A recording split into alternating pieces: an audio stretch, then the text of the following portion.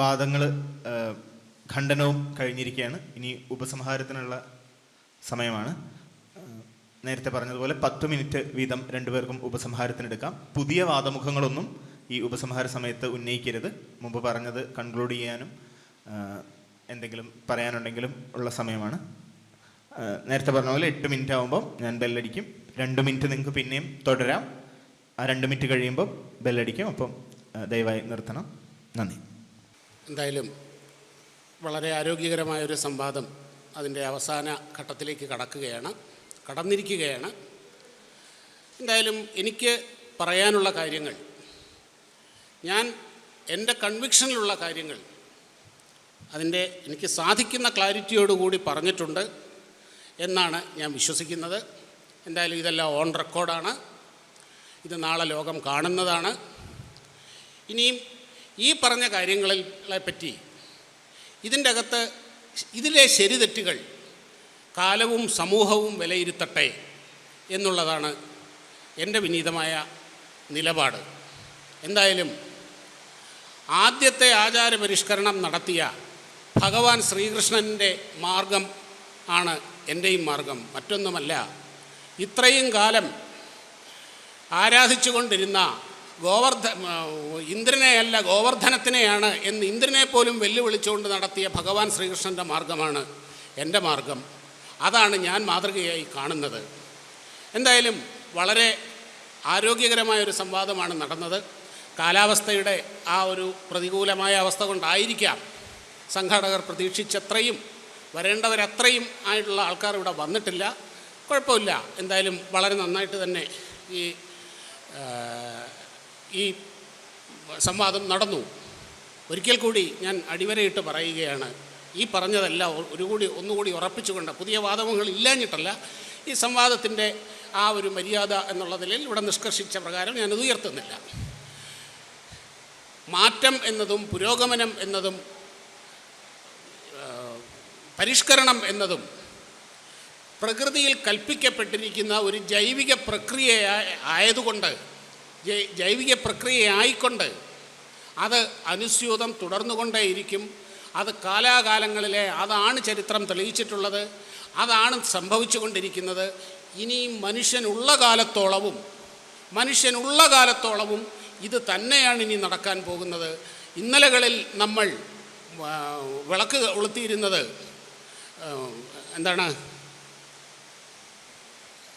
എന്തുപയോഗിച്ച യജ്ഞത്തിൽ നമ്മൾ ഇത് ചെയ്യുന്നത്, തീ കത്തിക്കുന്നത്, തീ ജ്വലിപ്പിക്കുന്നത്, പെട്ടെന്ന് ഓർമ്മ അരണി കടഞ്ഞായിരുന്നു നമ്മൾ അഗ്നി ജ്വലിപ്പിച്ചിരുന്നതെങ്കിൽ പിന്നീട് അത് തീപ്പെട്ടിയായി.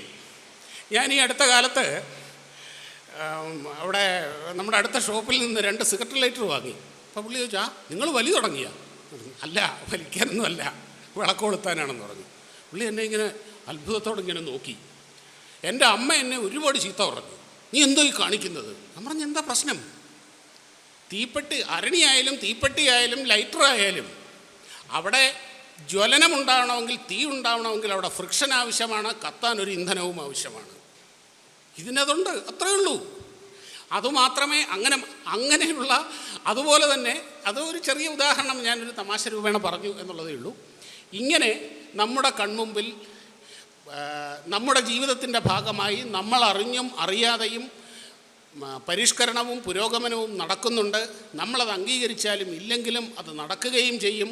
നമ്മൾ അംഗീകരിച്ചാലും ഇല്ലെങ്കിലും നാം അതിൻ്റെയൊക്കെ ഭാഗമാവുകയും ചെയ്യും. ഭാഗമായേ പറ്റുകയുള്ളൂ. ഇല്ലെങ്കിൽ എന്നീ വളർച്ച നിൽക്കുന്നോ, എന്ന് ഈ കോശങ്ങളുടെ പ്രൊഡക്ഷൻ അതിൻ്റെ വളർച്ച നിൽക്കുന്നോ, അന്ന് നാം ഒക്കെ ഈ ലോകത്തിനും ഈ സമൂഹത്തിനും ഒരു ബാധ്യതയായി മാറും, ഒരു ഡെഡ് ബോഡിയായി മാറും, ഭീഷണിയായി മാറും. അങ്ങനെ ഭീഷണിയാകാനുള്ളതല്ല സനാതനധർമ്മം. അങ്ങനെ ഭീഷണിയായ സമൂഹങ്ങൾ ഈ ലോകത്ത് പലതുമുണ്ട്. അത് നമ്മുടെ മുമ്പിൽ നമ്മൾ കാണുന്നുമുണ്ട്. സനാതനധർമ്മത്തിന് ഒരിക്കലും അങ്ങനെ ആവാൻ കഴിയില്ല.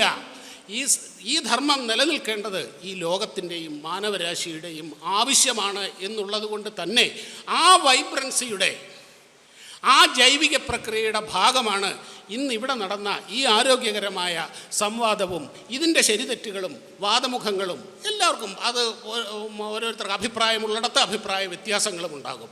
ആ അഭിപ്രായ വ്യത്യാസങ്ങളുമൊക്കെ പോസിറ്റീവായി സ്വീകരിച്ച് ഉൾക്കൊണ്ട് യോജിക്കാവുന്നതിനോട് യോജിച്ച് വിയോജിക്കാവുന്നതിനോട് മാന്യമായി വിയോജിച്ച് നമുക്കിനിയും മുമ്പോട്ട് പോകാം. സലീഷിനും വാസ്തവിനും അഭിനന്ദനങ്ങൾ. ഇപ്പോൾ പ്രധാനപ്പെട്ടൊരു കാര്യം എനിക്ക് തോന്നിയത്, ആചാരം പരിഷ്കരിക്കണമെന്ന് പറയുന്നവർ എല്ലാവരും പറയുന്ന വാദങ്ങൾ ഒടുവിൽ ഞാൻ വിശേഷിപ്പിച്ചെടുത്ത് തന്നെ എത്തി. അത് ഇസ്ലാമിക ജിഹാദ് മാർക്സിസത്തിൻ്റെ മറവിലൂടെ ഒളിച്ചു കടത്തിക്കൊണ്ടിരിക്കുന്ന ഒരു പണ്ഡിതൻ കേരളത്തിലുണ്ട്.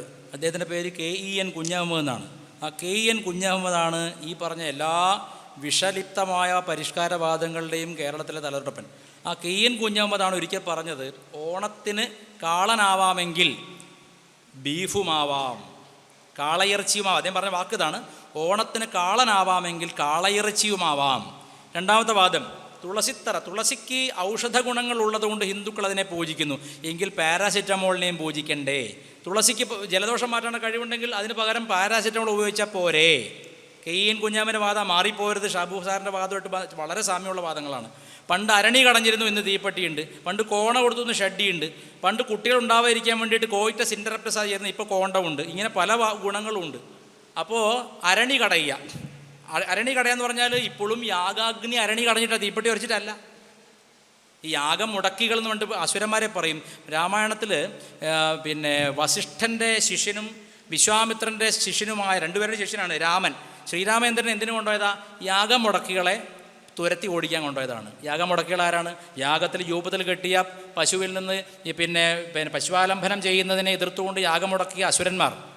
അങ്ങനെയുള്ള അസുരന്മാർ യാഗശാലയിലേക്ക് മാർച്ച് ചെയ്യുമെന്നും അവിടെ അലങ്കോലപ്പെടുത്തുമെന്നൊക്കെ അന്ന് കാലത്ത് പറഞ്ഞിരുന്നു. അന്ന് കാലത്ത് വിശ്വാമിത്രൻ യാഗരക്ഷയ്ക്ക് വേണ്ടിയിട്ടാണ് രാമനെയും ലക്ഷ്മണനെയും കൊണ്ടുപോയത്. അപ്പോൾ എന്താ യാഗത്തിൽ എന്താ? ഇന്നത്തെ പരിഷ്കരണവാദികൾ പറയും, അരണി കടന്ന് കണ്ട എന്തിനാണ് നമ്പൂരിമാരെ നിങ്ങളിങ്ങനെ കഷ്ടപ്പെട്ട് ഇങ്ങനെ തൈര് കടന്നേരം ചെയ്യുന്നത്, ഒരു തീപ്പെട്ടിയുടെ ഉരച്ചിട്ടാൽ പോരെ, ബും. ഇതാണ് ഇവരുടെ മാനസികാവസ്ഥ. എല്ലാം എളുപ്പത്തിൽ.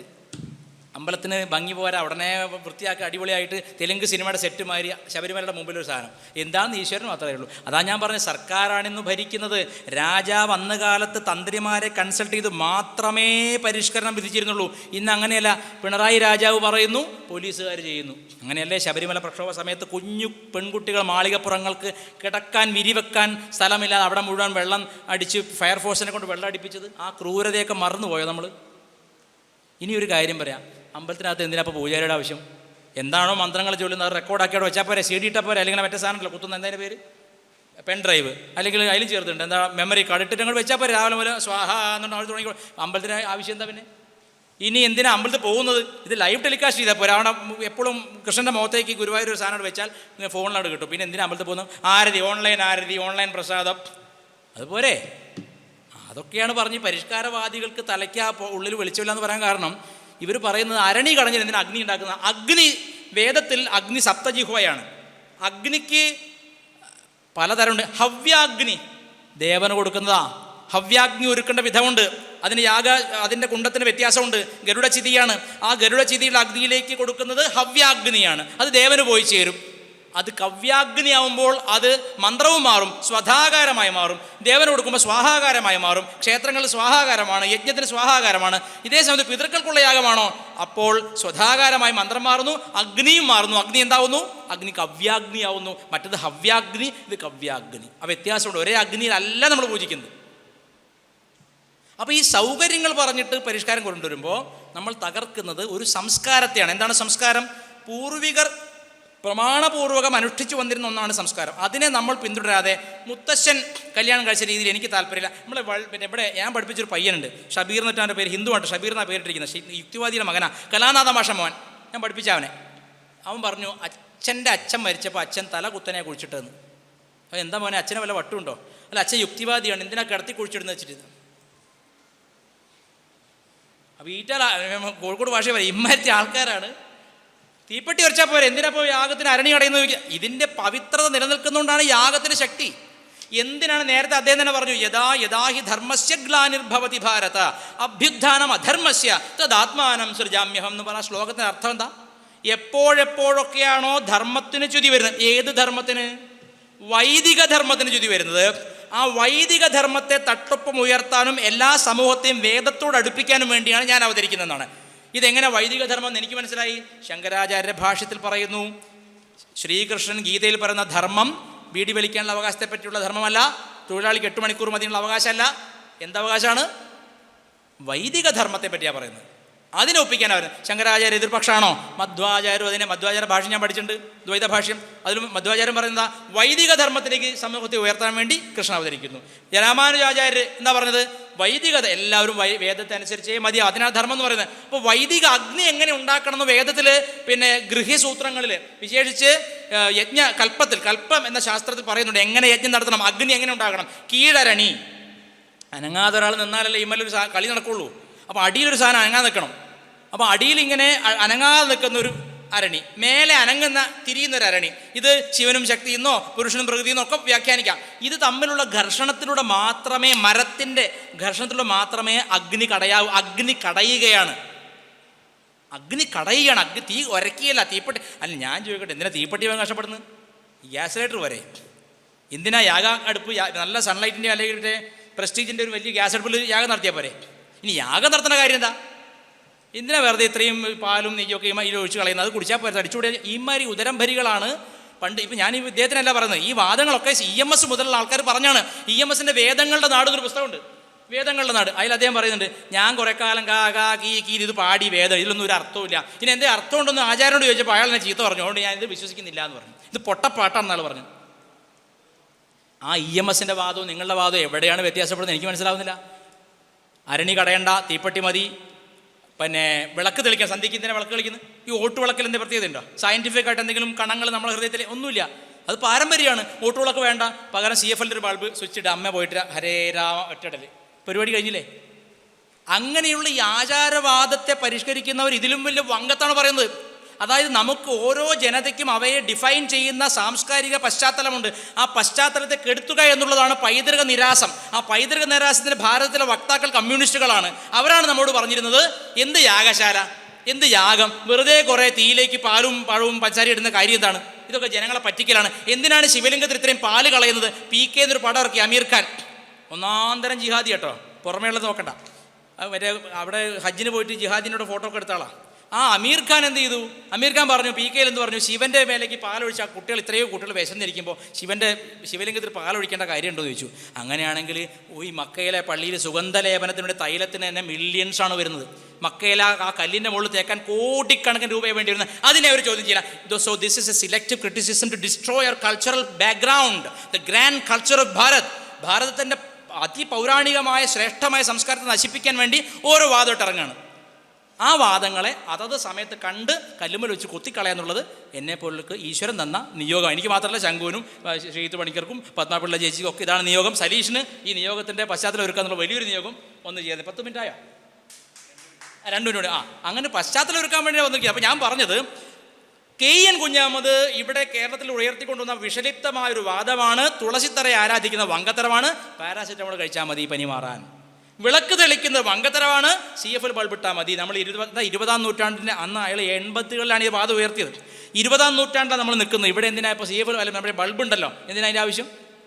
അതാണ് പറയുന്നത്, കേവലം ജീവിക്കുന്നത് ഉദരം ഭരികൾ, ആഹാരം കഴിക്കാൻ വേണ്ടി ജീവിക്കുന്നവർക്ക് ഇതൊന്നും വേണ്ടാന്ന് തോന്നും. പക്ഷേ അതിനൊക്കെ ഉപരിയായിട്ട് മനുഷ്യൻ്റെ ശരീരം കുരങ്ങൻ്റെ ശരീരന്മാർ, അല്ലെങ്കിൽ ഈ നായിൻ്റെ ശരീരന്മാരില്ല. നായിൻ്റെ ശരീരം എങ്ങനെയാണ്?